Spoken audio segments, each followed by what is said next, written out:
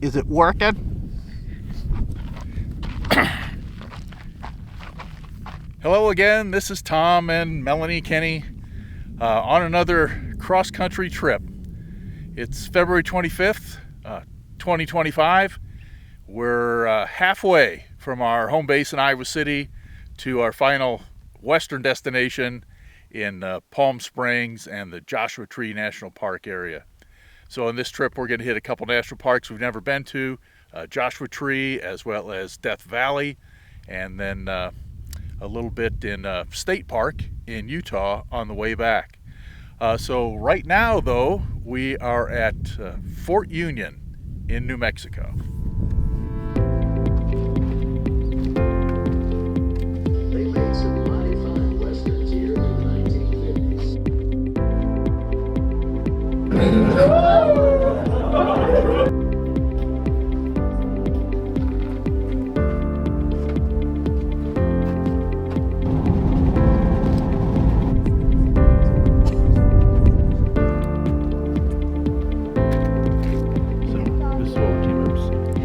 Isley Spaceport.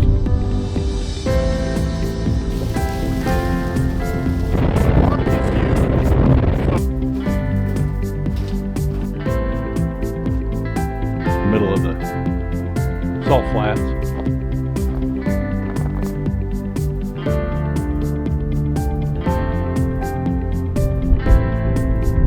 It is Elephant Rock.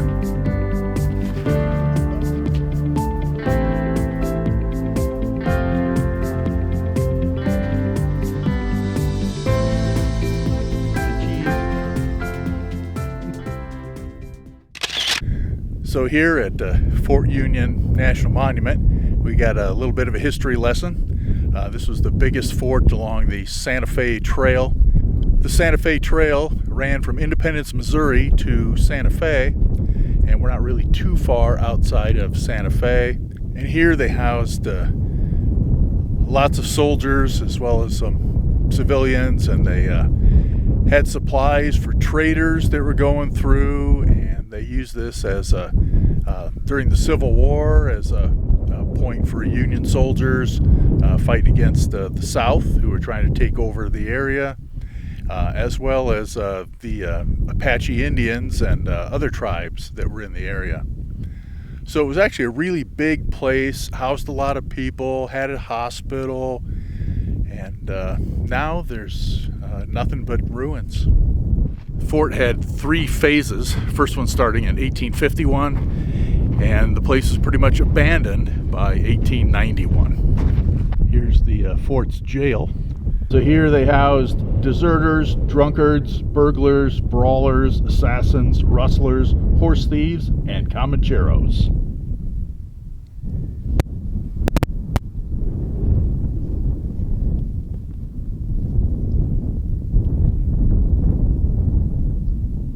You really do get the feeling of being out in the Old West here, because it's still just a bunch of dry grass and vast expanse of next to nothing, and blue sky and wind that never quits, snow in the mountains in the distance. Got a couple cannons out here, but one of the leaders at the fort at one time was concerned that cannon fire could reach the fort from these bluffs in the distance. So he took cannons up there and fired them over here, and they did hit the fort and go beyond. So of the 3 phases, we're actually at the last one because they kept moving it back away from those bluffs. And as it turned out, it was never an issue. Nobody was ever up there to fire at them.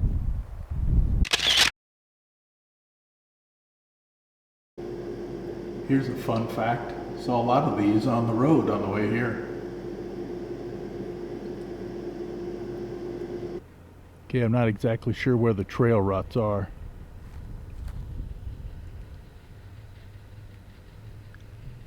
But there's several of the pronghorn antelope out there.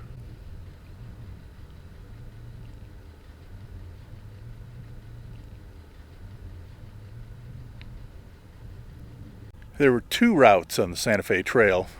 One mountain route and the other one was called the Cimarron route. And our highways that we traveled from the Kansas City area to here more or less followed the Cimarron route. It's February 26th, day 3 of our vacation. Lots of long hours of driving. GPS kind of got us down a back road in the middle of the desert in California that ended up being kind of a dead end because the road was road construction. So we had to turn around and go back miles out of the way. So anyway, that was fun. But now we're at kind of our first stop. Melanie wanted to see the world famous Crochet museum that's here behind me. And this is kind of hilarious. It's in this little, I don't know what you want to call it, little place with some other little shops and stuff. Just on the side of the road in the town of Joshua Tree. This is in an old drive-up photo booth. And it is tiny.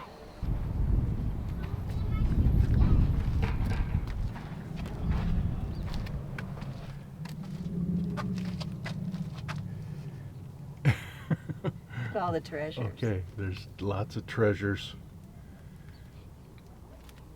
I do not see a Pokemon ball though. No, then they're not complete.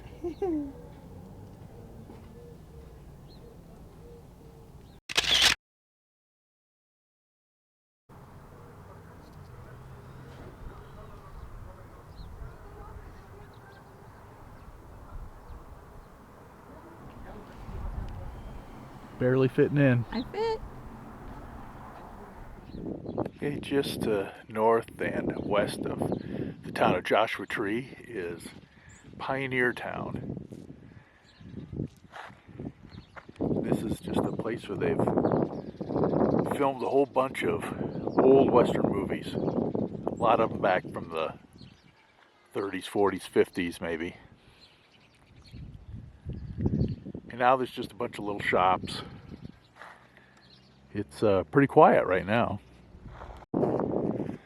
Okay, we've just walked down the main street to get the sun at our back. The sun's kind of going down. But we'll walk back down the street and see what it looks like.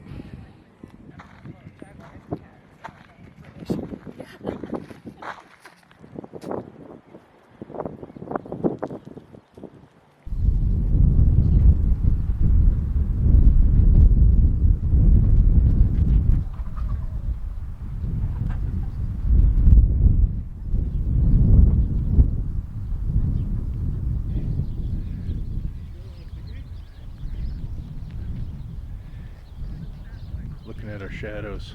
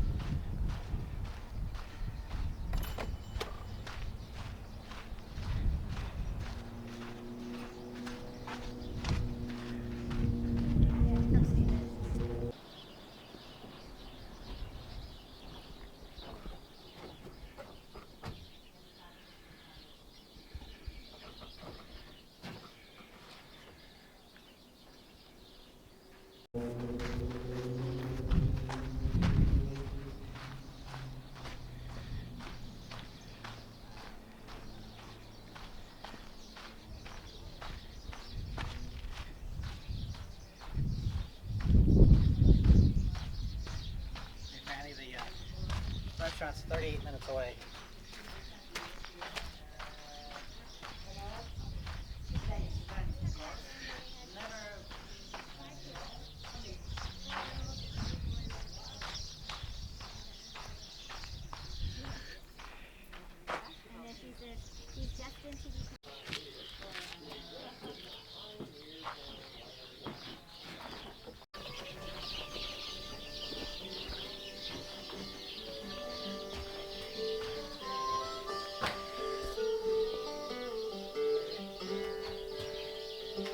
They made some mighty fine westerns here through the 1950s. Hell, Gene Autry filmed many of his movies here.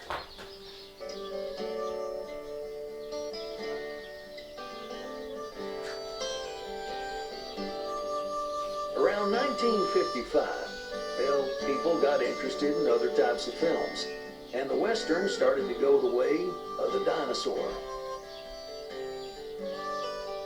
The movie and television people left Pioneertown, leaving only a few believers to tend to Main Street. Dusty and creaky. I don't know what the deal is with the boots nailed to the ceiling.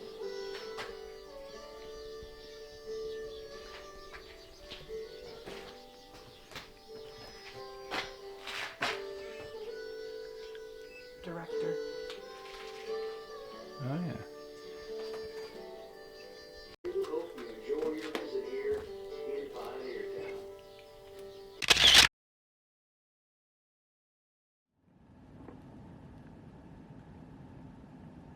Thursday, February 27th, we stayed in Palm Desert, which is right next to Palm Springs, which is down there behind us. And just wanted to stop and show you the highway we've driven up here. We've still got a little ways to go. What we're going to do is hike part of the Pacific Crest Trail today, probably about 5 miles of it. But it was just sort of a cool drive coming up, so we had to stop and see what it looks like. There's really just sort of a scary series of switchbacks coming up from the mountains. The Palm Springs area down there is definitely less than 1,000 feet, and we're up at about 2,400 feet right now. And I'm not even sure how much farther we have to go.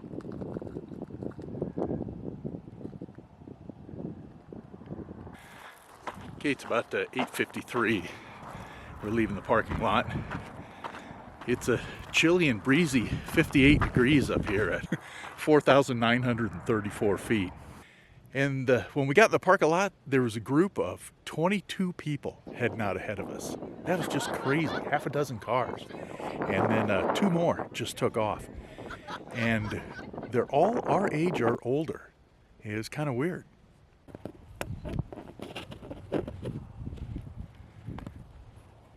This is kind of a monument to a guy that died out here in 1980. It's an odd red color. We've got cactus here and yucca.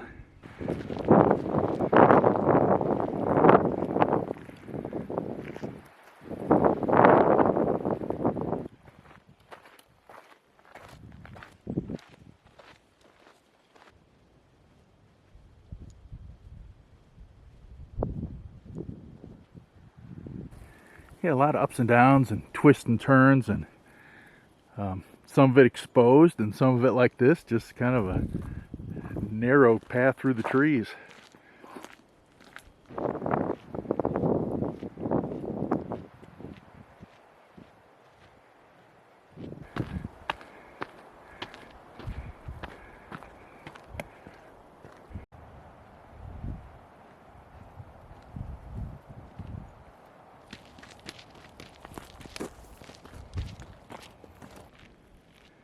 Alright, I think we probably ascend up this hill. Yeah, I think I'm right, but our trail is going to go through this saddle right here and look off over the other side. Getting up into the rocks now.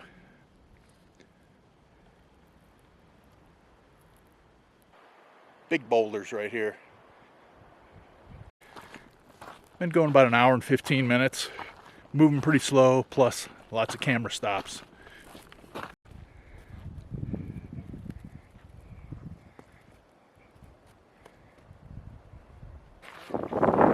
Morning. Thanks. Morning. Yeah. Hello. Getting you all on camera here. Thank you. It's official. Check YouTube in a couple weeks. You know where to look, you'll see yourselves. Hi. Right? So you can't really enjoy it. Well, that was encouraging. We must be getting close to the turnaround point.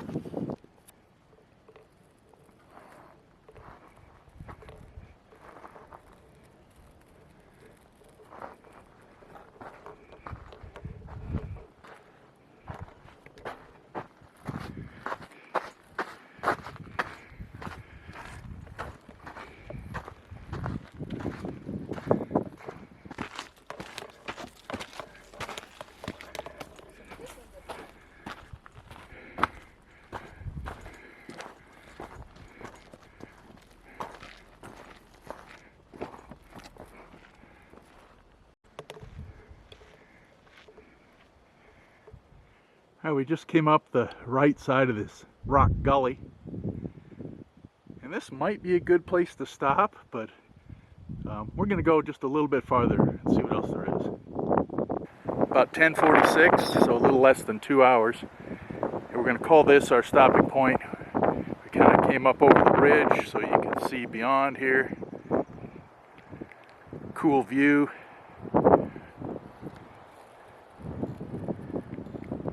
Right under this big rock formation.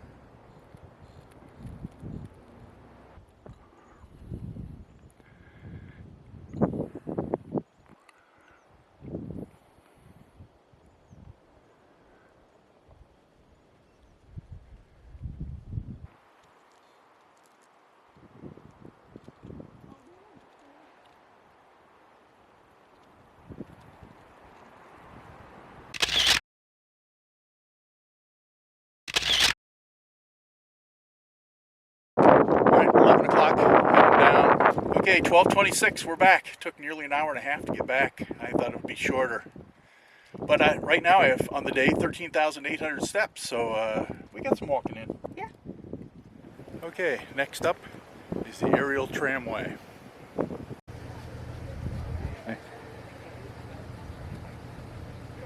Okay, looks like we're boarding in a minute. This thing starts at 2,643 feet, goes up to 8,516. And it's about 82 degrees out now. It's supposed to be in the 40s and icy at the top.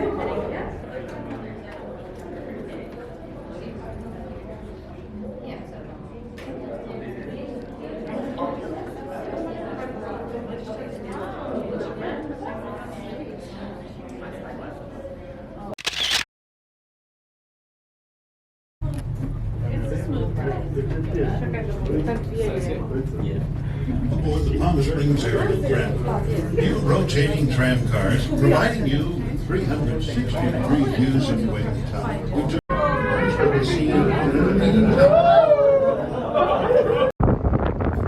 Well, I screwed up and forgot to bring another battery, so it died on the way up. But luckily we got a phone.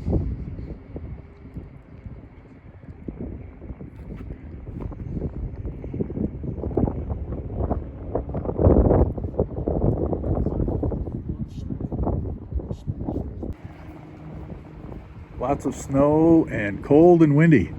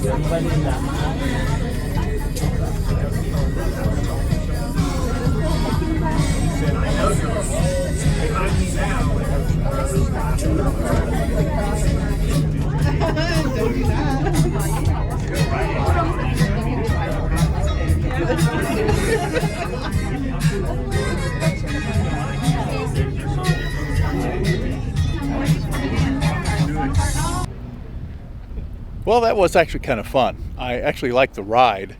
The thing rotates around slowly.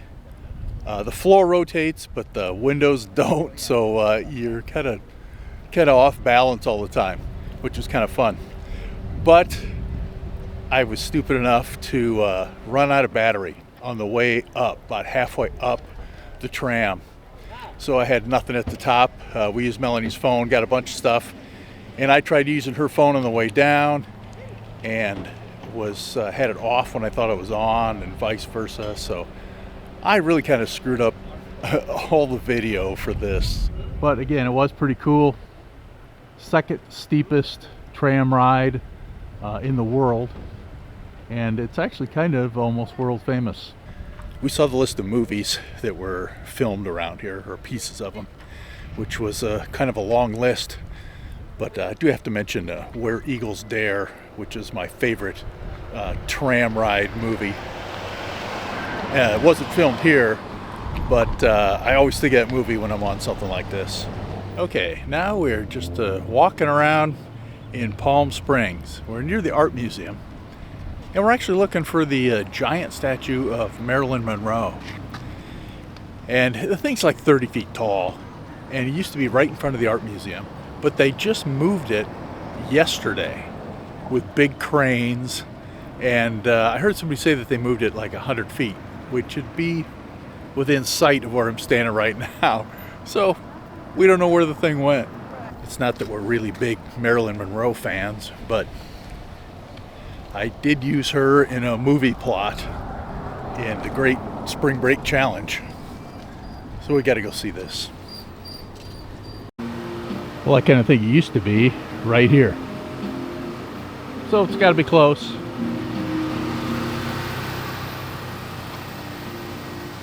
They did just move it about 100 feet. It was hiding behind the trees.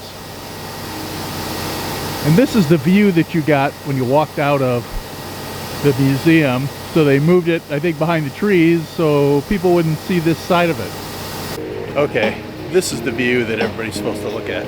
Otherwise, it's kind of surrounded by trees.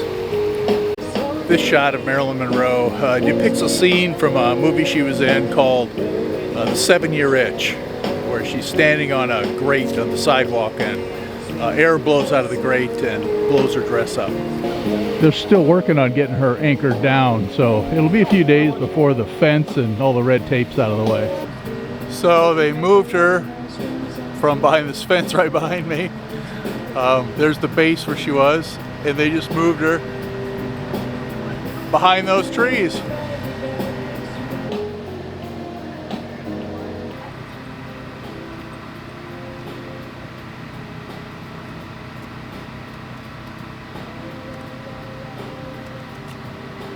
So in 1949, at age 22, Marilyn Monroe was here in Palm Springs and was discovered, and then became a movie star. And in the 50s, when she was a big star and married to baseball great Joe DiMaggio, she was here all the time. And Melanie is sitting with Lucille Ball. The weather's perfect here, and there's tons of people walking up and down the streets. And there's a lot of tents being set up for a big market. It's just kind of a cool place.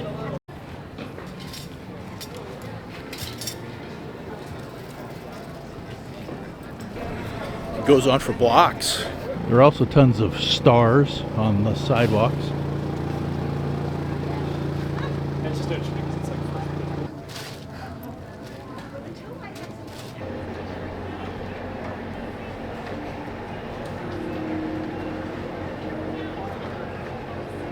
And that's Graffiti Park.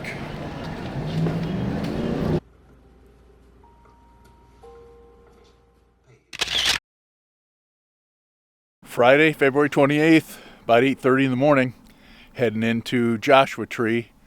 We opened up the visitor center, which is in 29 Palms, just a few miles from here.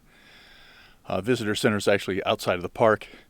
But we opened that up at 8 o'clock, along with a dozen other people, and as we've been here at the sign, there have been a couple of carloads of people that have stopped, taken their pictures, and left, so it's actually kind of crowded.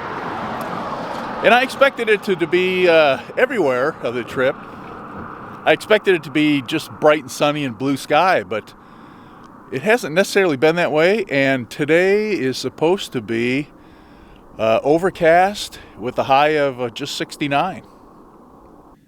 This is our first stop, and the park is full of strange rock formations, kind of like this one. And this parking lot we're at is actually at Split Rock. We'll see that in a second.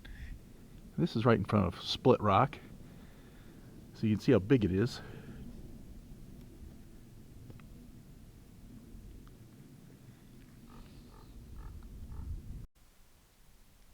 Split Rock from the other side.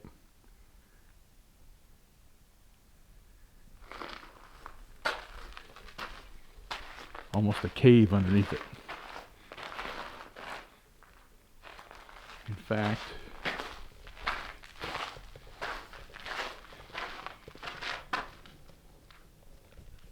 it does go all the way through to the other side. Well, somewhere around here is a live oak, one of 2 remaining live oaks in the whole world. But we're not seeing any signs, and nothing but a bunch of rocks. Some other trees, but we don't believe they're the live oak.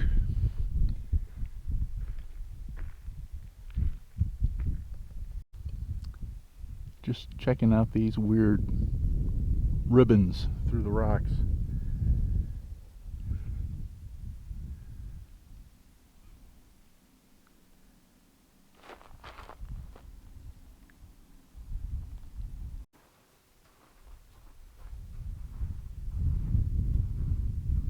Looks like we found it amongst some other cool rock formations. Big ones way in the back there, and this huge one right here.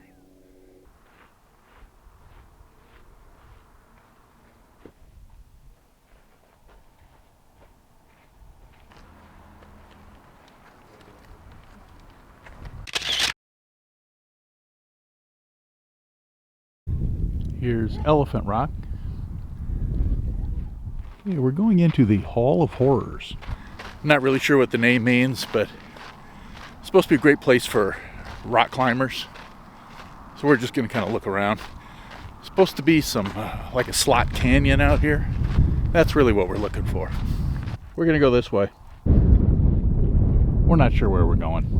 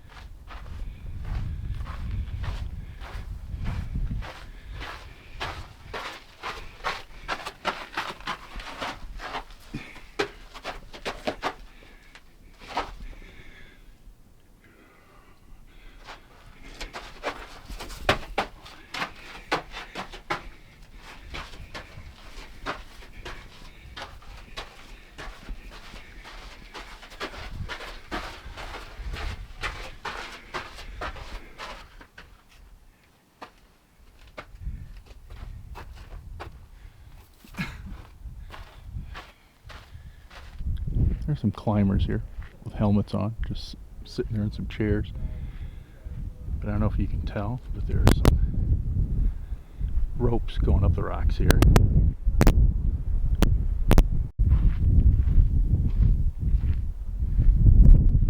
I don't know how these formations get here.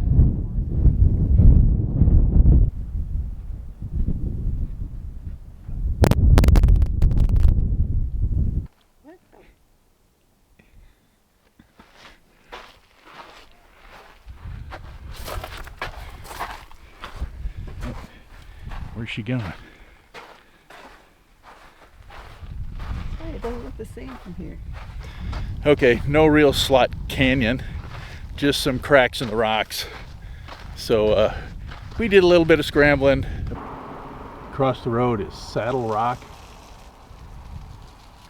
Rock climbers like this place. There's a sign here. Has some neat names for their routes. And I like this one that's called A Cheap Way to Die. We're on our way down to Keys View and making a quick stop here to take a picture of Cap Rock.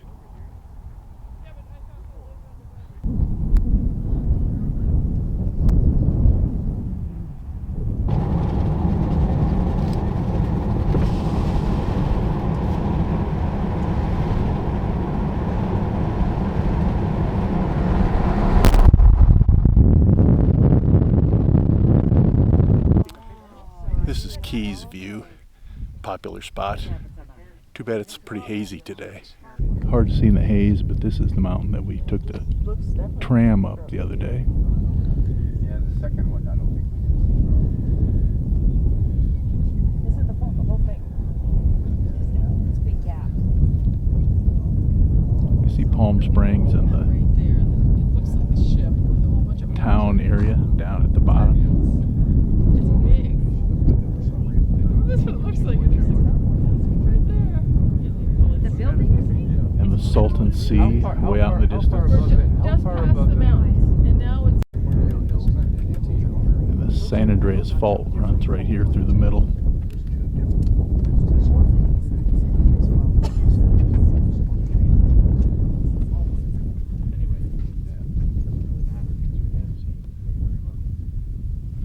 so this is a disappointing day.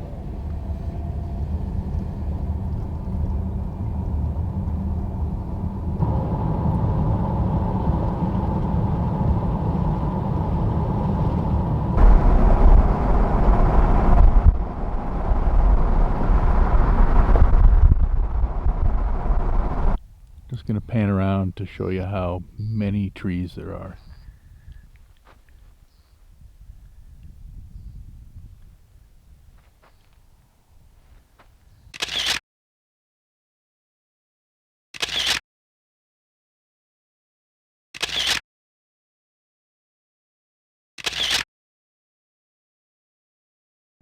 Came back to Cap Rock for a lunch break. So why was this the last table? Nobody was sitting here. It's the hazardous zone to sit in.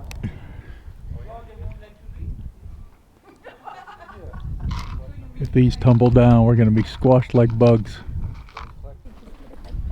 Okay, we've decided on the Barker Dam Nature Trail hike. 1.1 miles. Supposed to be easy. Popular trail. A lot of people out there. And the parking lot is pretty busy.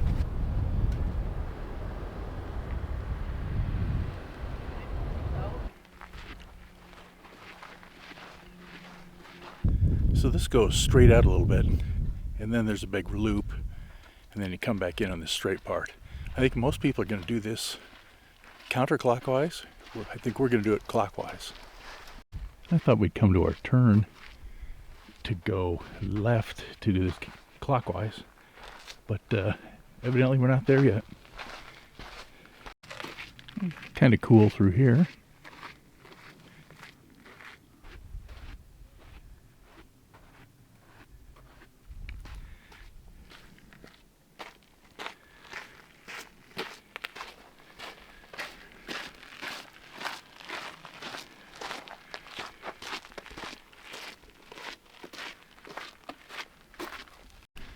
Well, I'm pretty sure we screwed up and missed our left turn.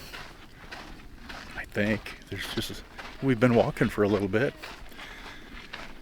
So anyway, we'll just do it the other way.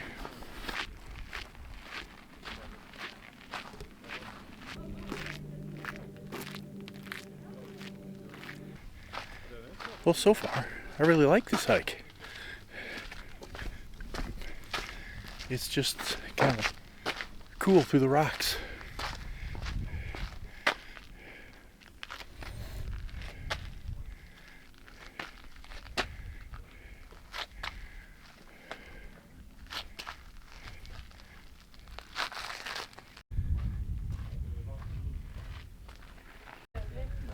Here's some of the people.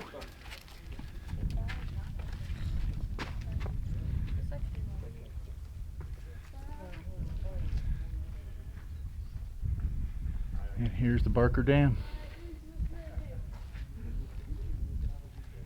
Definitely no water behind it.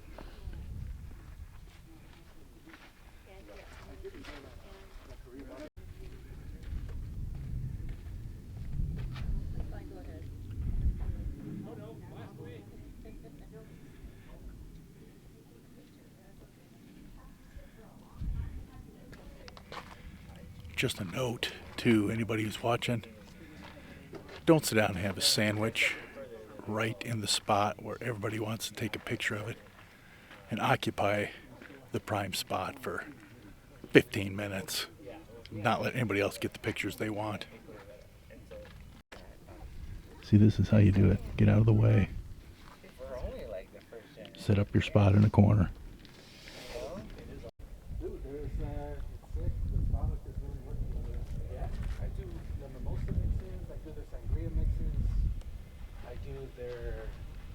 Cocktail mixes. Now, I don't know if I have told you, but I do Sort of a smaller dam right down here.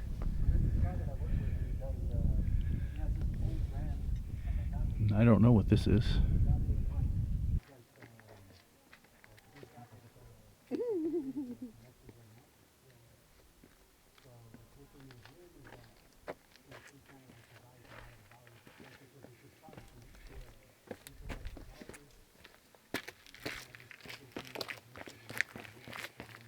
So, Melanie, what was the story of the dam? Basically, there was some natural water there. So in order to have water for cattle, a cattle company built the dam. Definitely a lot of blue sky now compared to that overcast this morning. There is a cool breeze, but because you're exposed in the sun on all this sand, it's warm. Just wanted to look at all the different Joshua trees. There's this one. This one, this one, these few.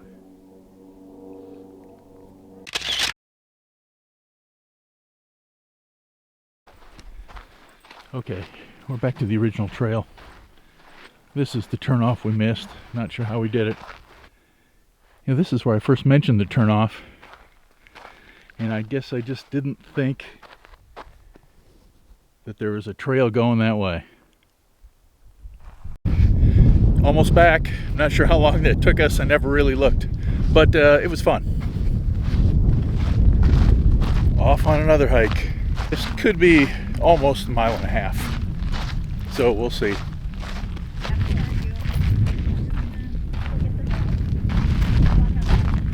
Actually fairly busy.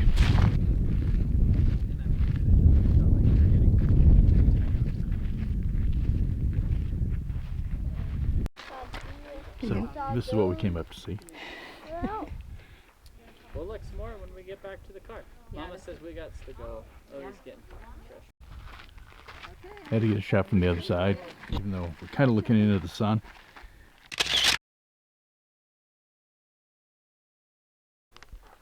Well, I'm impressed. It really does look like a heart.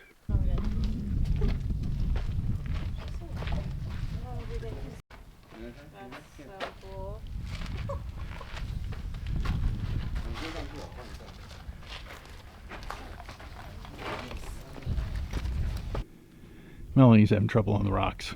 Do you need help? Nope. I had to scramble a little to get up there too. I also had to wait in line for a long time. There are just people all over the place, and there was a couple taking, I don't know, like engagement photos or something. And they were just sitting in there for a long time right in the middle of the arch and taking up a lot of time, but that's the way it goes. And then go ahead and just embrace yourself. Just look at that. Look at your Rock. And now we're at Whale Rock. And this is pretty cool.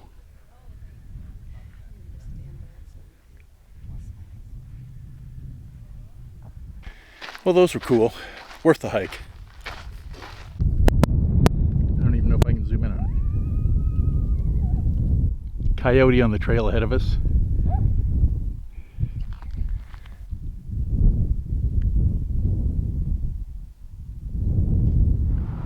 Last stop of the day is the Oasis of Mara.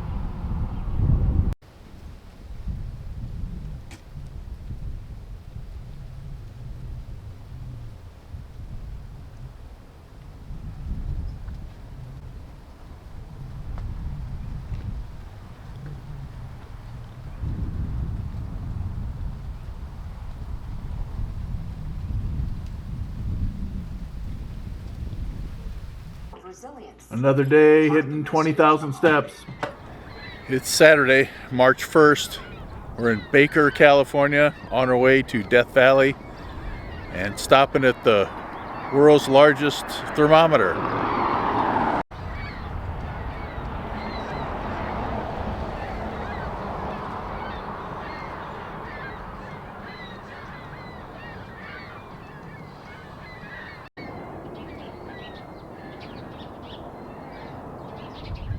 Welcome to Death Valley.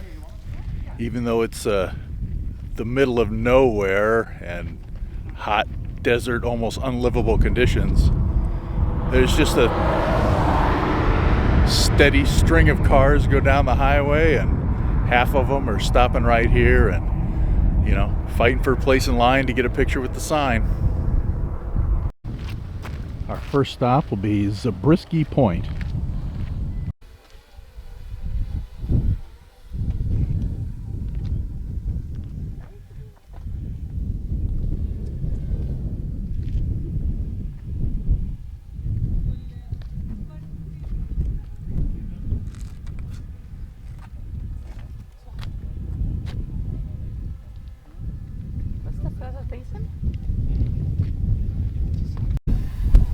Just had to get the guy flying the drone because it's illegal in national parks.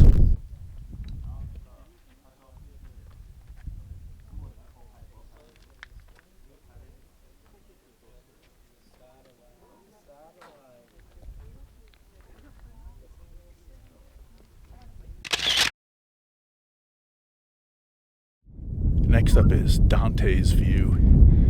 I think this is actually the coolest view in the park. It's overlooking Badwater Basin. Our elevation now is 5,475 feet. Right down below us is the lowest point in North America at 282 feet below sea level. It's actually kind of a long road to get up here. In the last quarter mile, it's a 15% grade to get up to the top of this.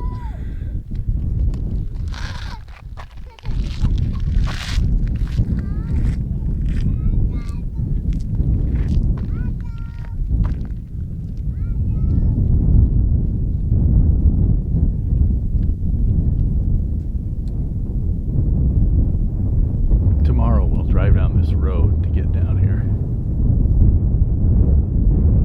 And you can walk out onto the salt flats.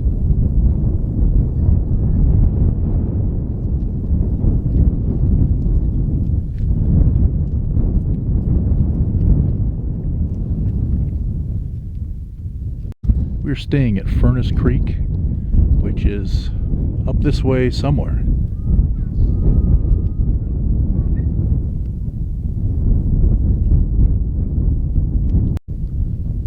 Telescope Peak over there is 20 miles away. I don't know if I can zoom in enough to make out the car down there.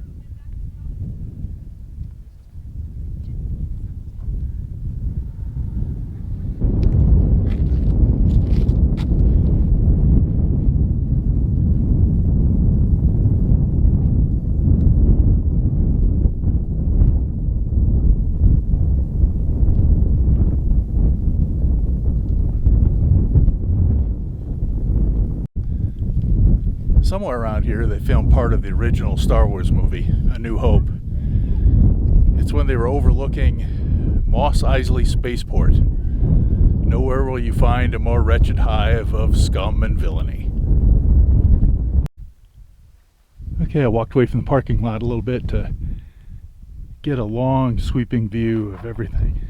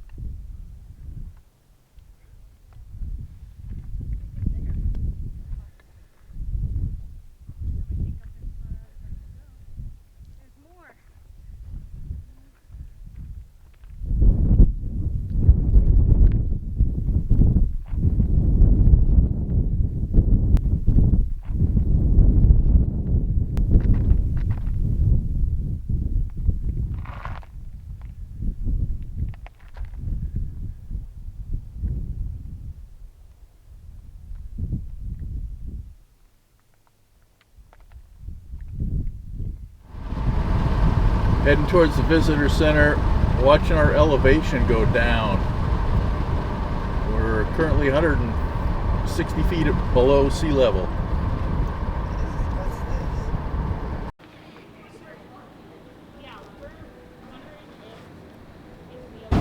Okay, driving down Badwater Road. We're going to take the Artist Drive that's a loop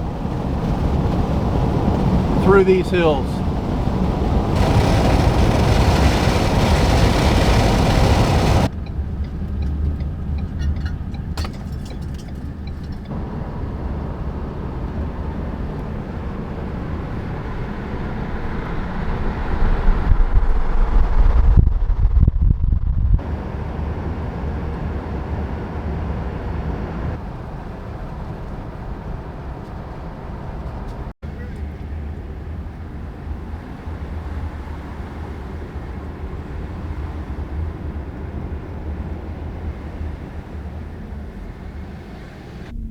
We've pulled off at the Artist Palette overlook.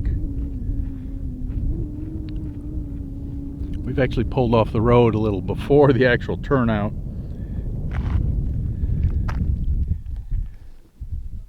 This is me.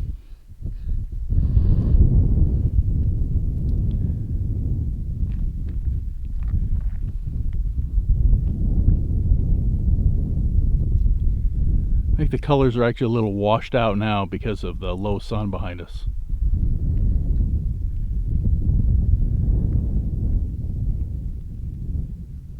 Our actual turnout's down here. We might go down there here in a second.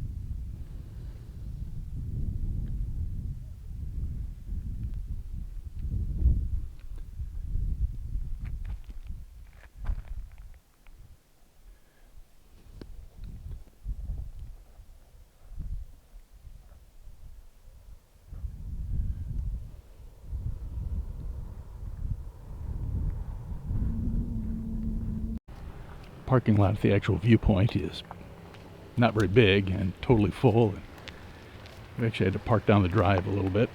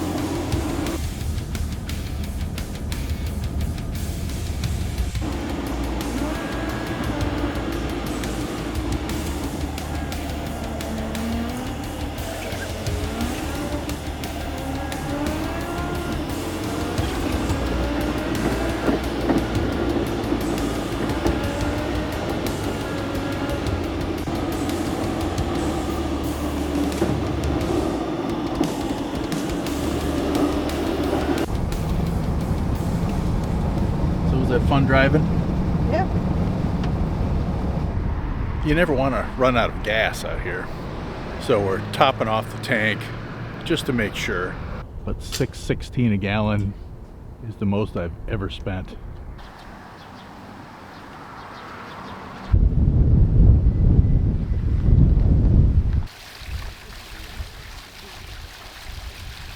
Heading down a sidewalk lined with red lights, going to a ranger-led sky program, night sky program, and they don't want any camera white screens, so I have to shut the camera off. We'll talk about it later. Well, that was pretty good. The ranger gave a pretty good talk and had this cool looking laser that she pointed up in the air at the stars and pointed out things so you could tell what she was talking about. I thought that was pretty neat. She pointed out Venus and Jupiter, which I had already done, and then Mars, which I wouldn't have been able to find. So I'm kind of glad she did that. Otherwise, yeah, it was kind of neat. You could see the Milky Way, not very well. It was pretty faint, but it's evidently faint during the winters and much more prominent during the summers. But the other thing is you always have to have a red light. You can't have any white lights. So I brought my red light. The light pollution for babies. Oh yeah, thanks. Melanie's giving me other things to say. You could definitely see the light pollution kind of over the hill from Las Vegas, which is 100 miles away. Sunday, March 2nd. This is right outside of our hotel room. It is obviously super windy. I don't know what it's going to be like out there in the desert when we go out today.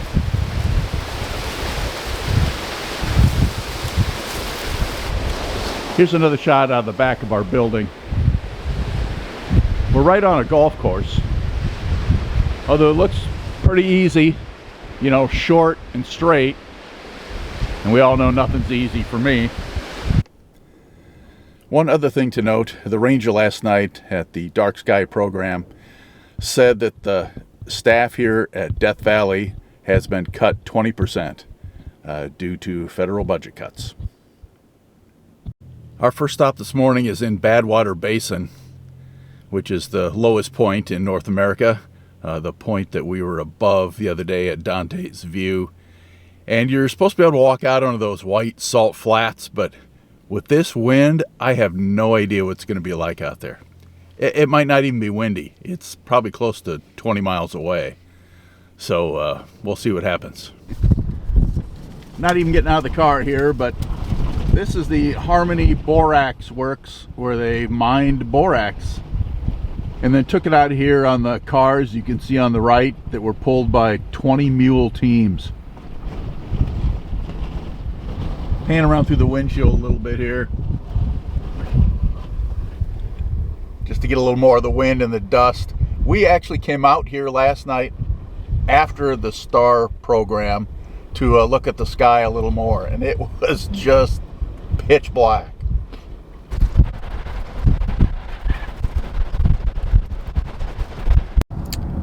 Okay, total change of plans.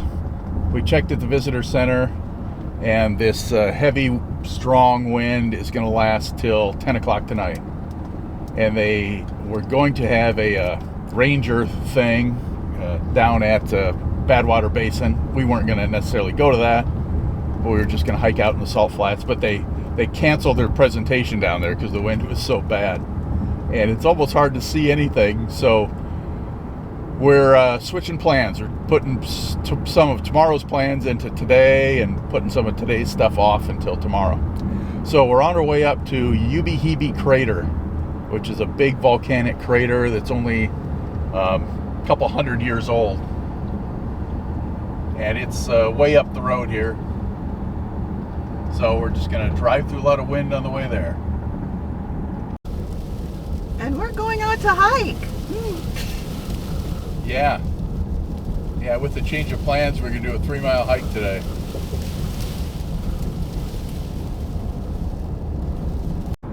Alright, so this has been fun. There's only one turn, and we missed it.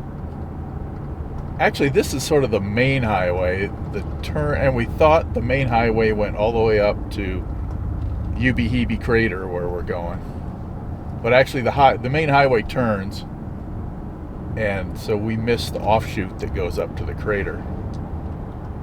So we've been staying on the main highway and just saying, man, the weather is so much better, the wind's dying down, it looks clear. And that's because we're definitely driving out of the wind. So I guess now we're going to go back into it. Actually, this is kind of a cool direction to come from because you're at the end of the valley. This is like coming in from the opposite side of the park that we came in on yesterday.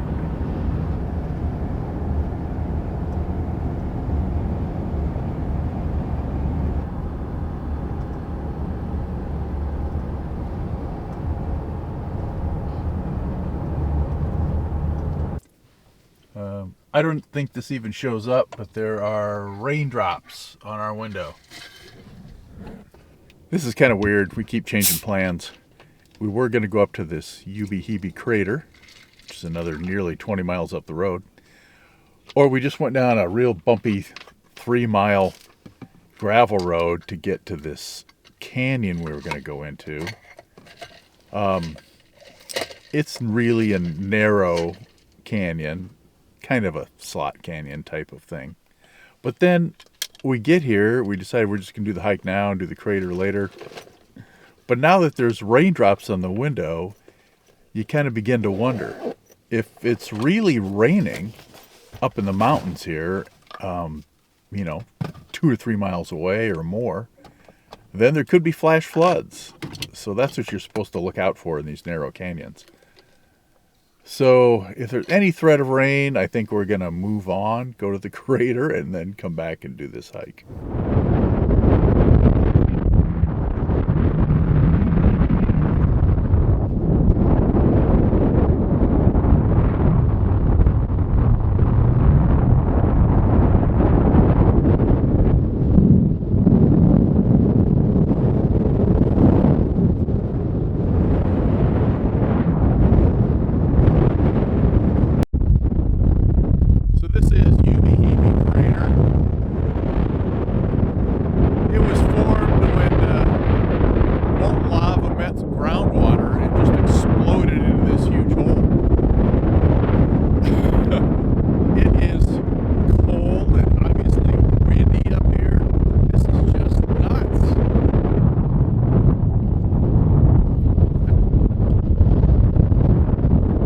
Okay, back in the car, where it's a little nicer, easier to talk.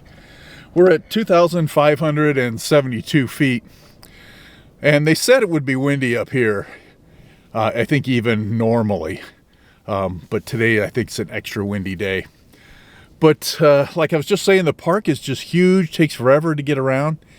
And it's amazing how much the weather changes. I mean, it was 90 degrees yesterday. It's probably in the 60s up here, but it feels like 30 because it's so windy and the wind is cold. And then every few miles, it looks like it changes. I mean, it's clear, then it's kind of cloudy or dusty on a windy day like this, or because of the altitude changes, the temperature changes and the winds change. So it's really kind of a weird place. I would just like to say that the benefit of the wide brim hat keeps the wind out of my contacts. It's been very helpful. The landscape up here does look really volcanic. I mean, a lot of black. Okay, it's 12:48. We're going back to Titus Canyon to do our hike into the canyon. We were here about 11:30 and kind of backed out of the deal. But going down this rough gravel road, you really couldn't see the mountains that well when we were here before. Now you can kind of see. Loading up the backpack. A little bit of food, a little bit of drink, even though it's only about 3 miles. Should be easy.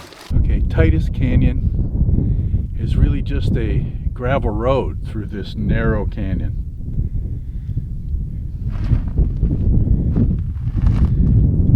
And you can't drive through there anymore, only foot traffic. 12 minutes after 1. So I don't know how narrow it gets in there, but probably wide enough to drive a car through, I assume. This should be about 3 miles. Mile and a half out, mile and a half back. We're not really sure where the turnaround point is. We're going to figure that out. And we're at about 900 feet of elevation. So not a whole lot different than home.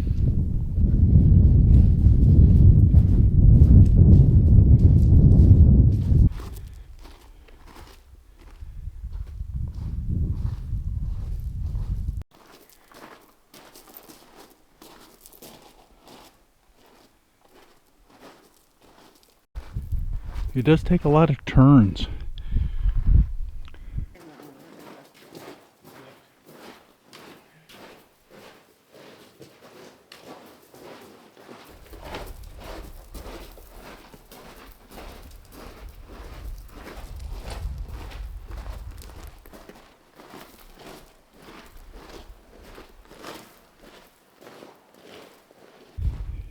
I like these veins of gold.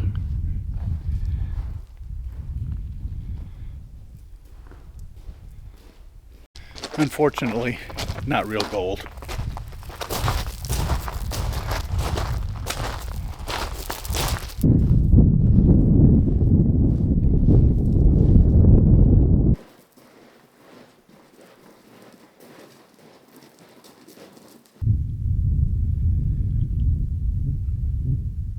Okay, we're not sure how far this goes. And behind me here, it kind of goes up a slope and around that big rock. And it turns to dirt, while the rest of this has been gravel. So we're kind of thinking that's sort of a natural turnaround point. If I spin around here, it's a big wide open area of gravel. And it just kind of looks like a nice place to stop. And we've been going about an hour and 20 minutes. And of course that's our usual really slow with, camera stops. But I think we're going to call it quits here and have a snack and then head back out. Looking backwards, you can tell sitting here that it's downhill. So we have been going uphill in this gravel for nearly an hour and a half. And so it did feel kind of hard. So I'm hoping it's fun on the way back down. Okay, I got 240 and we're heading back. Almost there. Back at the car at 3:23. That's with a couple of selfie stops and getting a rock out of my boot once. But it still looks windy and dusty down there. But right here, it's just as calm as could be. Just more shots of the place we're staying. Palm trees. Sun on the mountains in the back. Pool with natural spring water, pickleball court, tennis, I think, basketball, playground. There are a couple fire pits. I left out the putting green. And the other thing I wanted to point out is it looks like it's going to rain up here in Death Valley.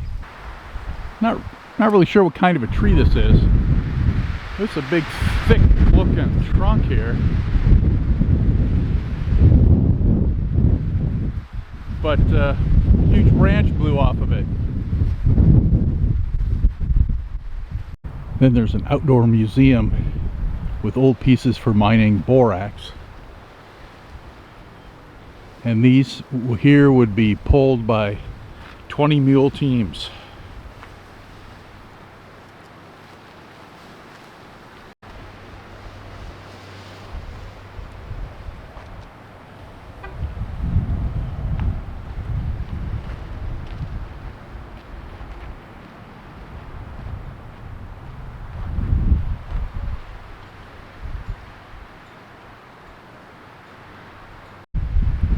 A steam tractor. This would have replaced the 20 mule teams,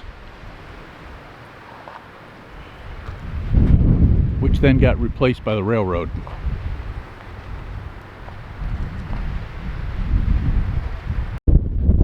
This looks like an old safe. Got huge thick doors.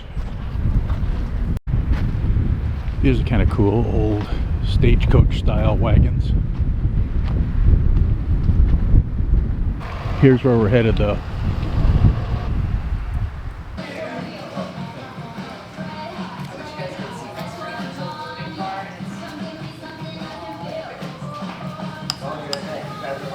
Just cleared 15,000. I was just short of 10 yesterday. March 3rd, about 8:45 in the morning. We're heading down to Badwater Basin. We think it's about 17 miles from Furnace Creek down to Badwater Basin. It's certainly a much nicer day without all that wind that was around yesterday. But we found out that back at the resort, the wind caused a power outage in the afternoon while we were gone yesterday.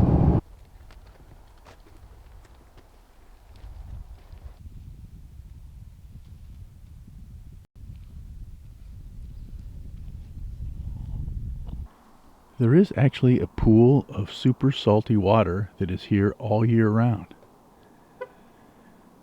And the water starts as snow way up in the mountains somewhere and flows down underground through cracks and comes out here. We're going to walk out onto the salt flats a ways. This is really trampled down here. I kind of want to go out to where it doesn't look like 1,000 people have walked. There might be 10 or 12 people out here now.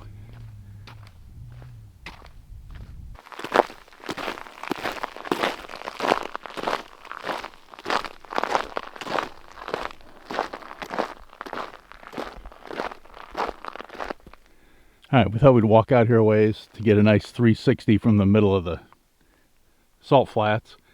We were walking out to this black spot. I can't zoom in enough to see it. I actually think it's a bird sitting there. Oh, he's walking now.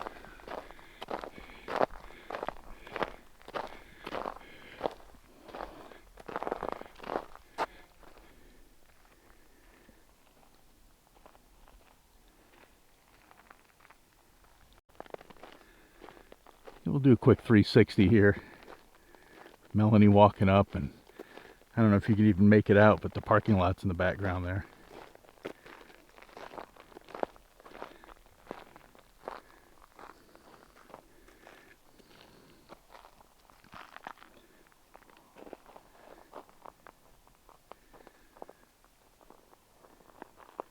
One guy walking out farther.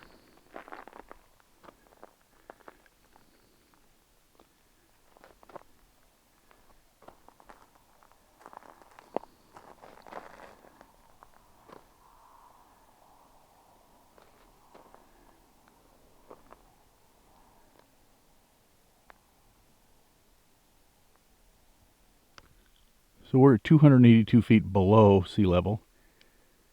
Telescope peak there is somewhere over 11,000 feet.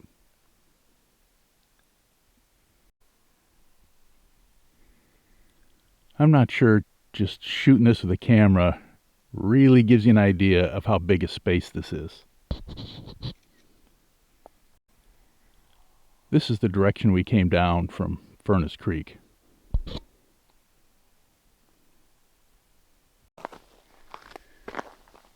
See if we can get a shot of what the salt is really like.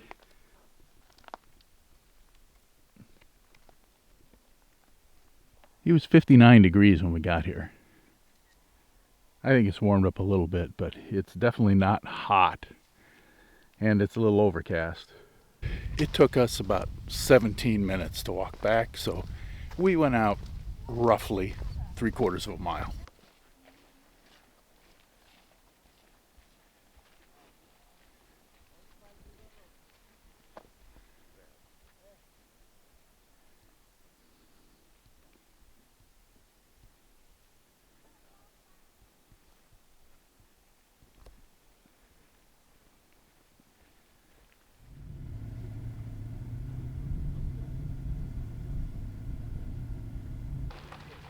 Now walking out onto the Devil's Golf Course, because only the devil could play golf out here.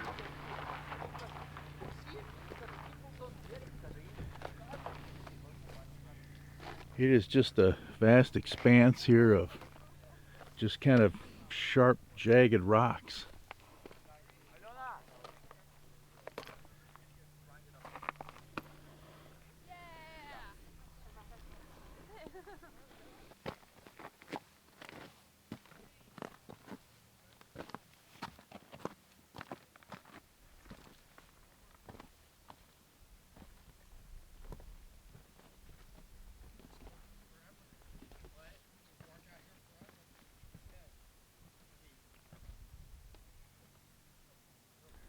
You definitely don't want to fall down on these things. They're all sharp and jagged. I don't know what this really is. It's kind of salt something, but it's hard.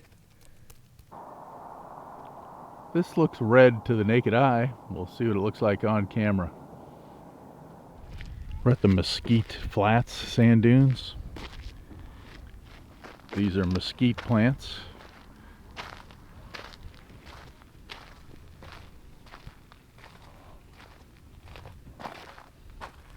don't know what the deal is with all the dead stuff.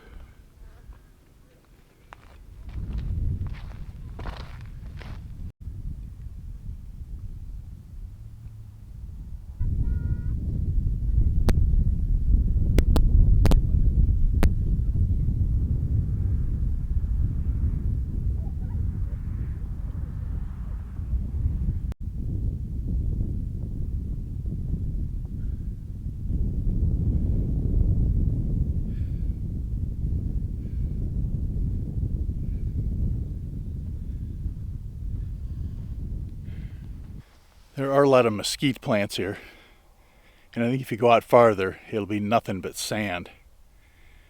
And then it'll look like the deserts of Tatooine. And this is exactly where some of those shots were filmed for the first Star Wars movie, A New Hope. Just another note, it's 64 degrees, but it feels like 85. It's hot out on the sand. And we're still at 30 feet below sea level.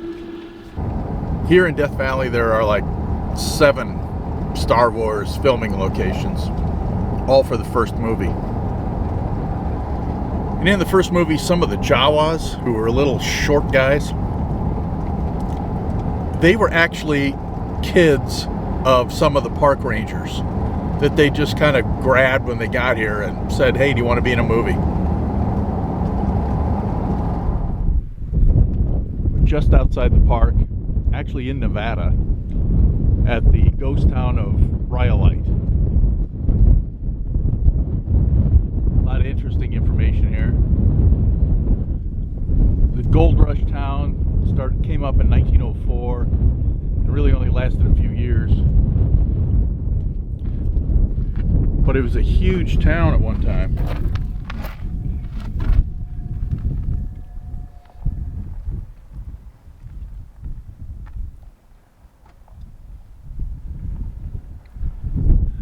In the 50s and windy, so it's cold up here. But there's a lot of stuff like this, old rubble from old buildings. But then there's this.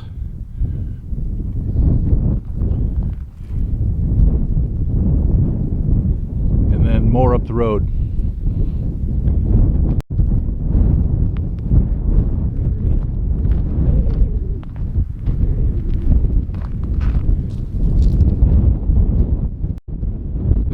Second schoolhouse.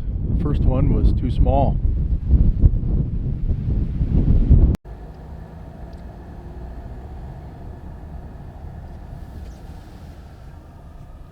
A store. That one was a store.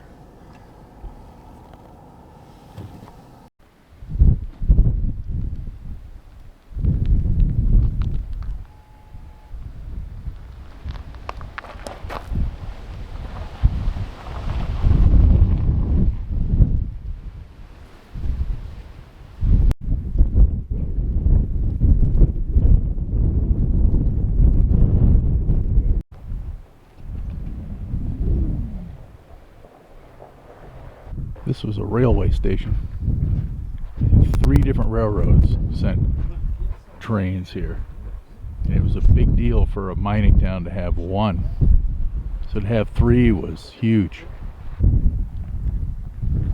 This station was for this railroad.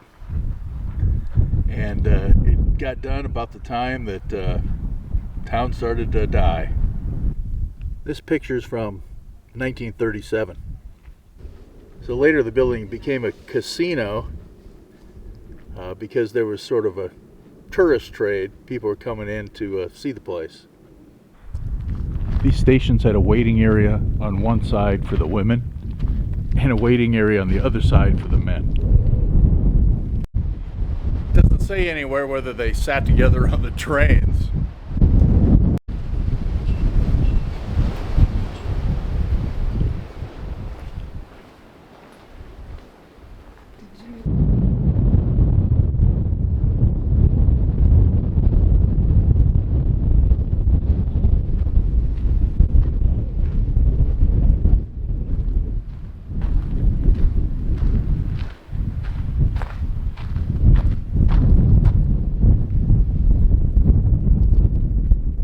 So we don't know if she's seated in the right area or not.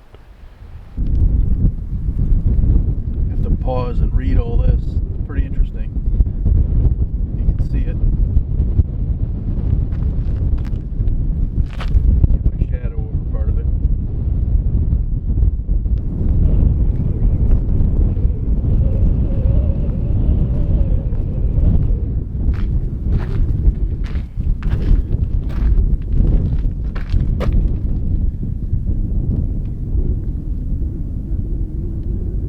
Is kind of crazy. That's pretty amazing. It's right on the road here and right in the middle of Rhyolite, and we didn't notice it was made out of bottles. We kind of drove right by it. Driving in Beatty, Nevada, and there are burros just walking down the street.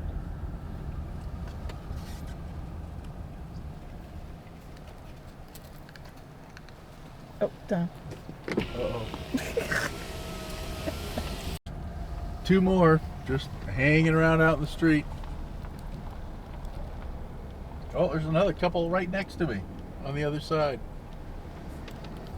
See if I can get them out the back window.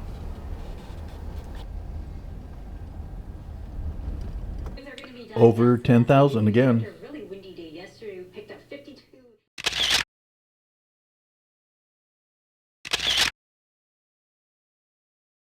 First stop in the Valley of Fire is Atlatl Rock.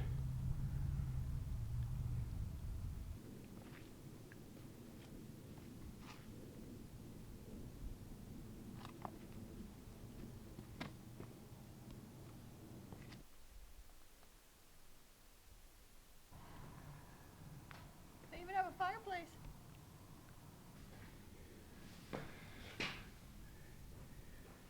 So this is the big one. This one has a fireplace in the corner. A different design element. Well, this one's in the corner.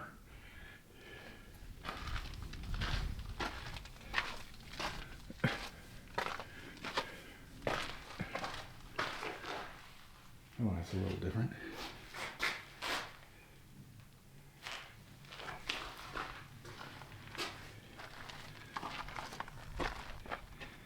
Red. We got in the park about 9 o'clock, and the first stop back there, right next to the pay station, because there's a fee to get into the state park here. Right next to that was Elephant Rock, but right at the sign as we were coming in, we stopped to take a picture at the sign. There was another couple there that were from Solon. Noticed our license plates, so we stopped and talked for a couple of minutes. That's incredible. Okay, these are the Seven Sisters rock formations. There's 3 of them there. 4, 5. And there's 2 more over here. This is actually a nice little picnic area.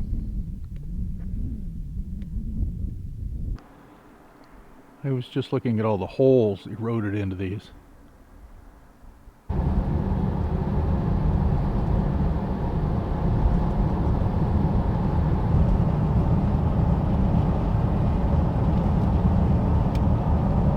Okay, we're off on the White Domes Trail. Starting out at almost exactly 2,000 feet of elevation. Sand! Why did it have to be sand?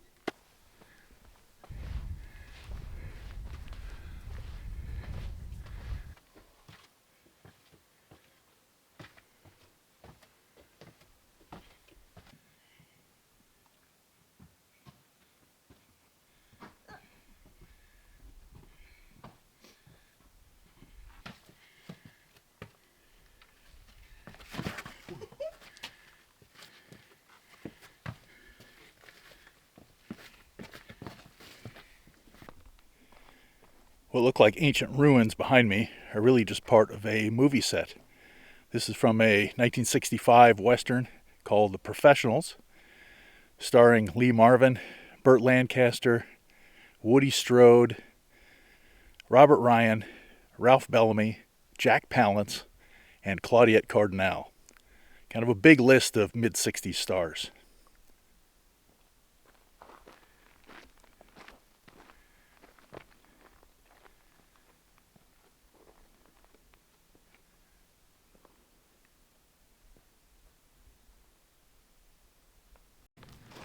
I think we're getting into the Slot Canyon section.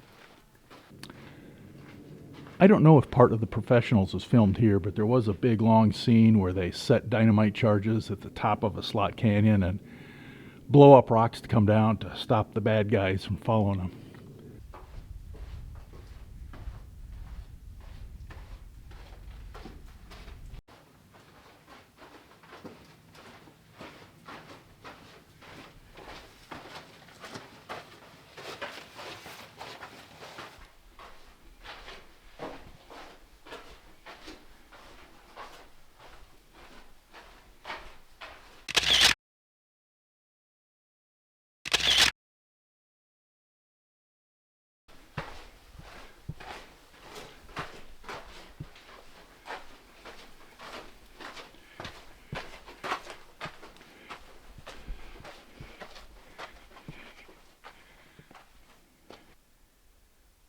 The exit looks cool.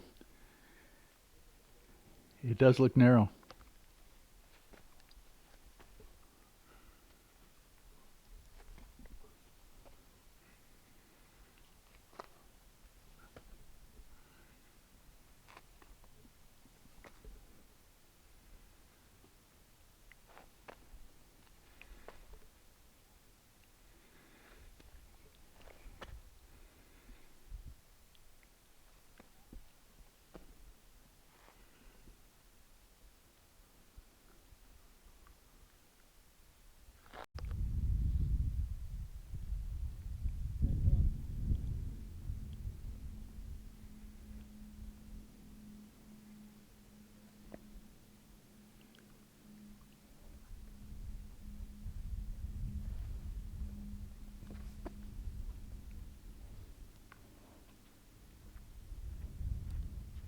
Okay, off on another hike. This one's a total of maybe 1.5 miles, maybe less. And this is the Fire Wave. This is the most popular hike in the park. Up ahead of us is a couple of groups. Parking lot was full. People behind us.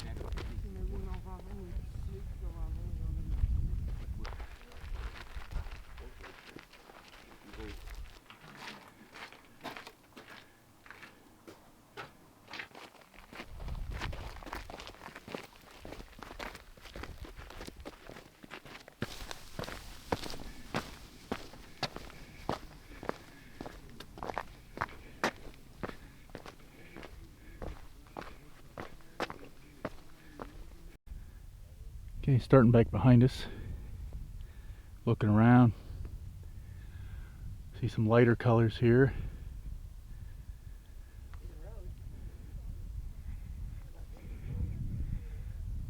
Yeah, the road's back there.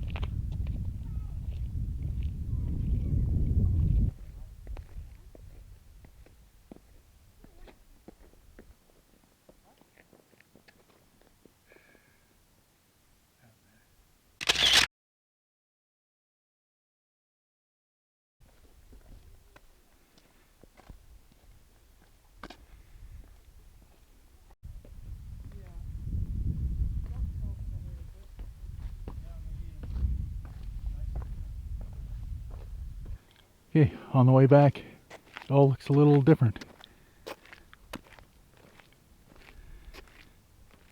Breaking for lunch.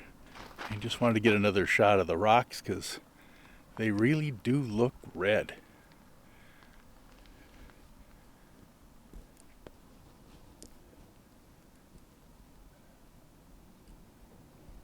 Or is that my sunglasses that really give them the reddish tint? Maybe they are more a little brownish.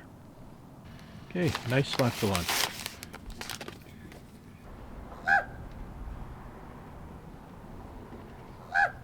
Okay, one more trail. Another one about a mile. Mouse Trap Trail. No. Mouse's Tank Trail. Another cool looking trail. Walking through sand, which is kind of hard, but all the rocks look cool.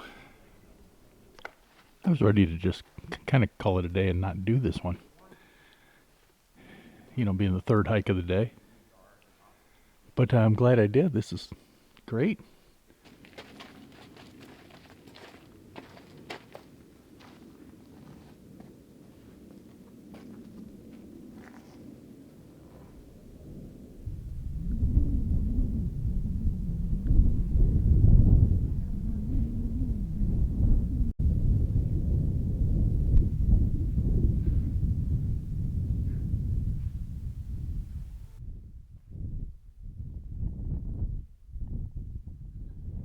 What if he had a car accident the next day?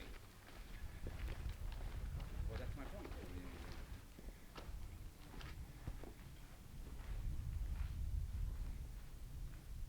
Okay, this is the end of the trail right here. Alright, here's the mouse's tank, and it is just full of sand.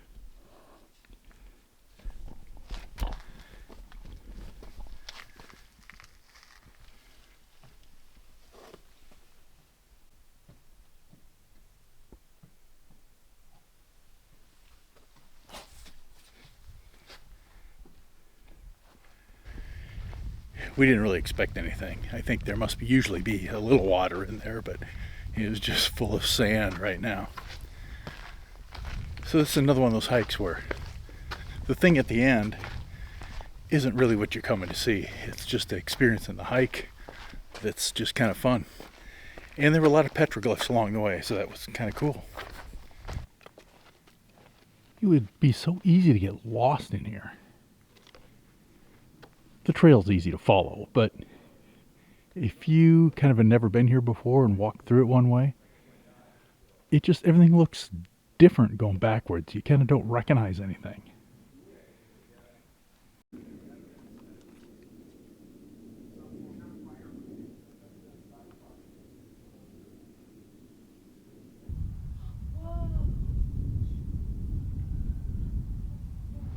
Heading back down the road and looking at Balancing Rock.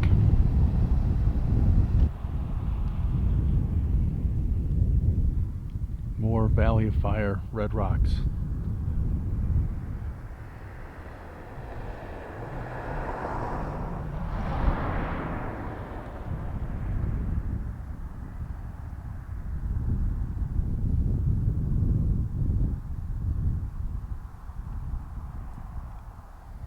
I knew what this was, but for those who don't,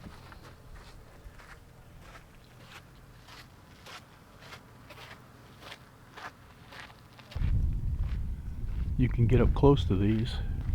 You just have to go up some steps to get there.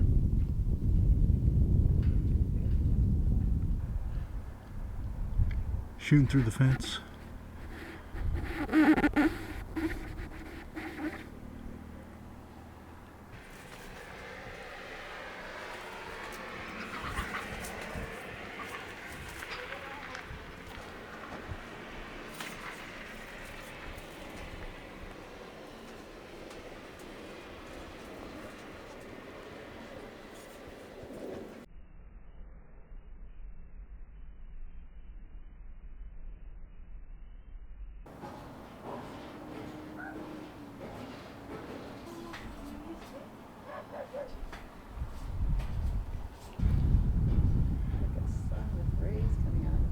Yeah. Okay, this is Arch Rock. It's pretty small. I mean, it's hard to tell. I mean, we're like, 50 feet from it. You're not supposed to climb up there. But it's just 6 feet across. Not very much. These are the beehives. This is the best looking one.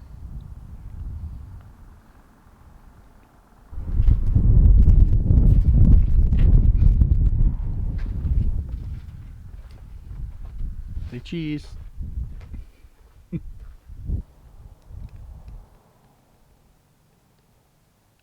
Okay, here's a petrified log. It does almost still look like wood. We've got it fenced in, keep away the vandals. There's more fences over here, so we'll see if there's more logs over there. This one's pretty big.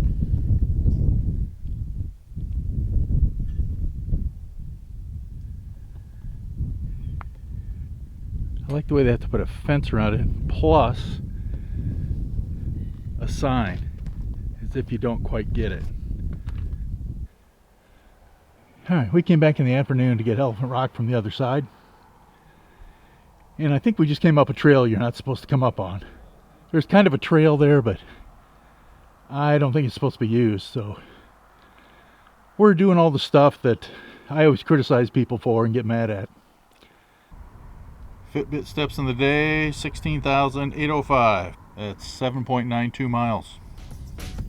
All right, that wraps up all the sightseeing we plan to do. Now just a few days driving to get home. So, see you in the next one. I recommend Valley of Fire.